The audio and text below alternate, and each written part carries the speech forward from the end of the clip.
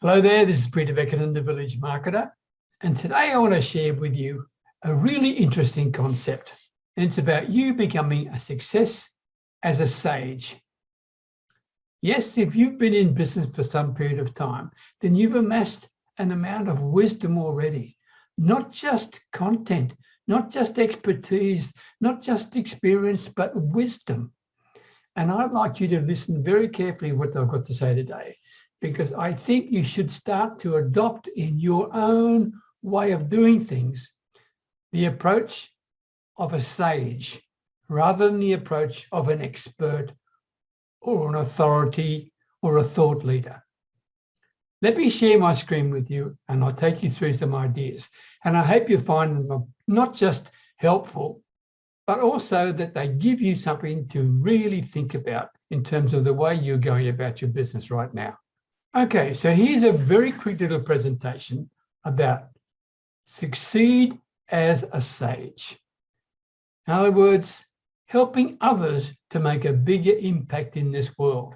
And in so doing, positioning yourself as a person of wisdom, a conduit of wisdom, not just an authority. Bear with me and let me share what I'm talking about. You see, a sage is not what you have to do. And it's not what you have to have either.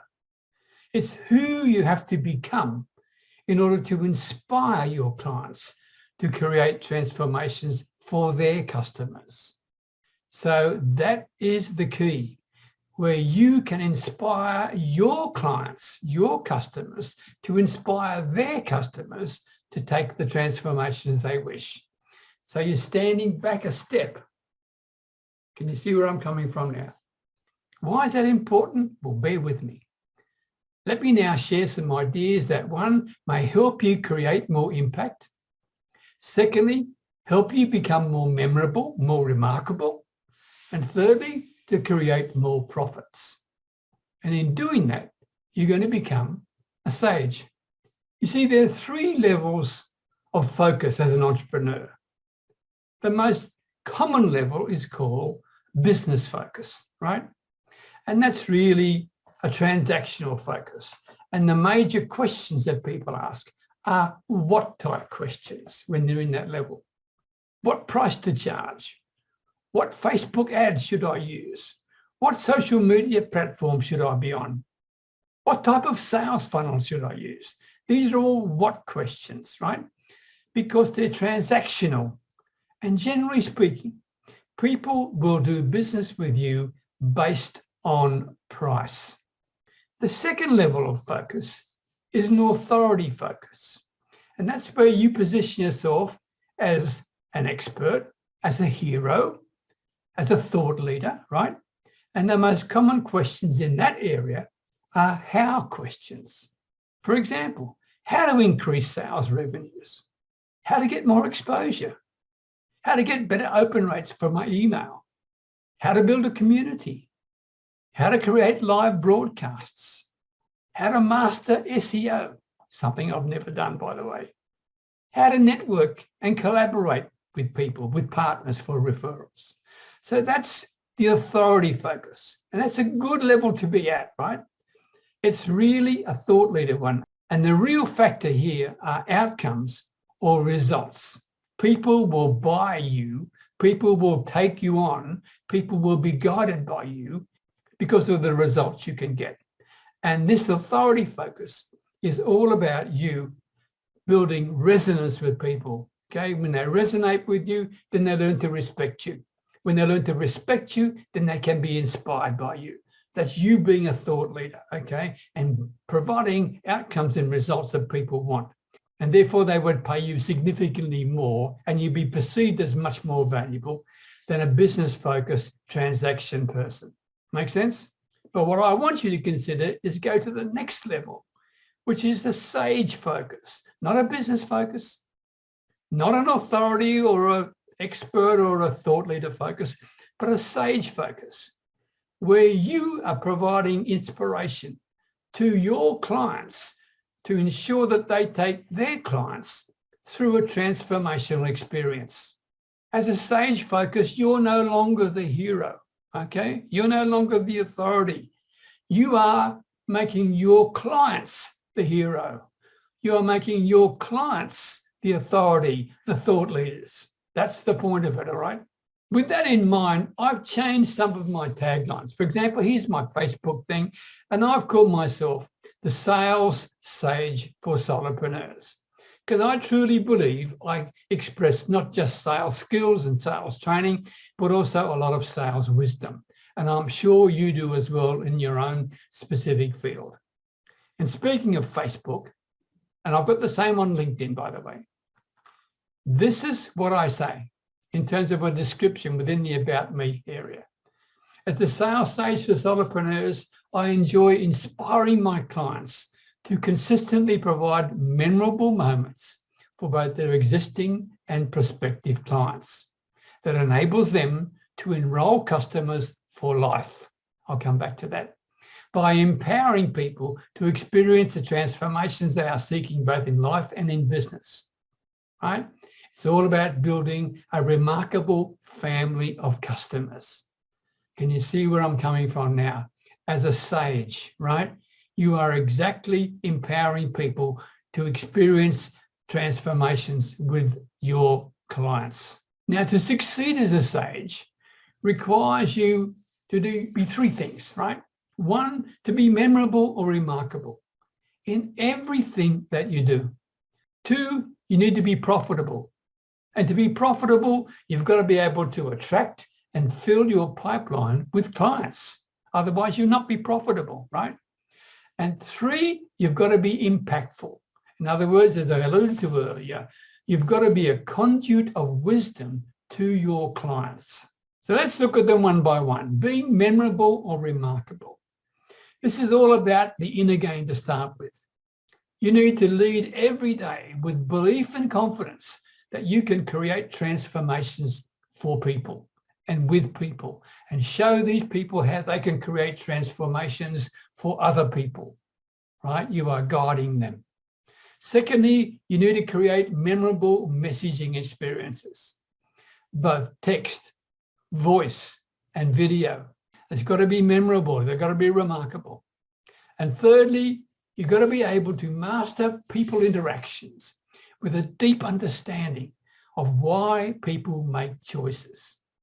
Once you've got those three things done, then you will become memorable and you will become remarkable. The second one was being profitable. Yes, you've got to consistently have a full pipeline of clients or potential clients. Now, why is that? Well, obviously, there's no point in being memorable and remarkable if you've got no clients to inspire. Make sense? Secondly, you need to know how to enroll clients for life. Now, these don't have to be paying clients for life. They can either pay you for a period of time and then after that remain with you in terms of their feelings and support and belief in you and become advocates for you, right? Or they can be continued to be paying for you forever and a day. If you do that, you are blessed, all right? But the key thing is to enroll clients for life, both paid and non-paid. That's the key bit. So what you need to do, therefore, is to keep planting your inspirational seeds on a consistent basis, right? And thirdly, you need to be able to turning people into walking, talking, raving billboards. Not just your clients, which are past and present clients, but also your collaborator partners and your networks, etc. Right? This is really important. And finally, you need to be more wealthy so you can impact and help less fortunate people. So you need to be profitable to have the impact you want on the society, on the charities you want, on the people that you're working with. If you're not profitable, you can't provide the impact. You can't provide the transformations, and you certainly can't provide the inspiration. So it's important that you focus on also being as profitable as you can.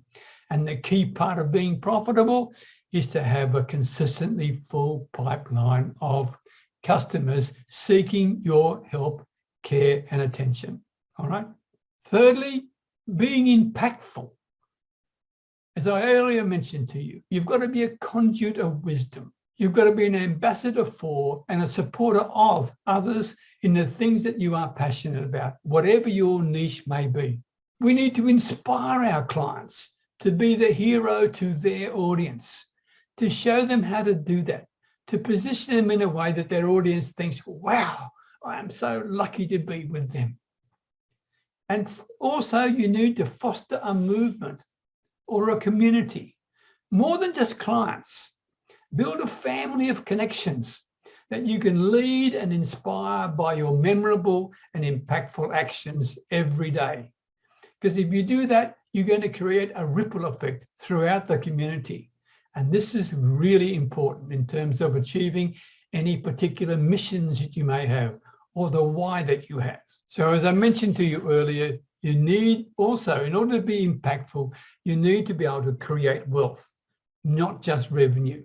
You need to be able to have the profit so you can become more impactful, to expend the profits you've got, to look after the missions you have, the charity you want to look at, whatever it may be. That increases your capacity to be impactful.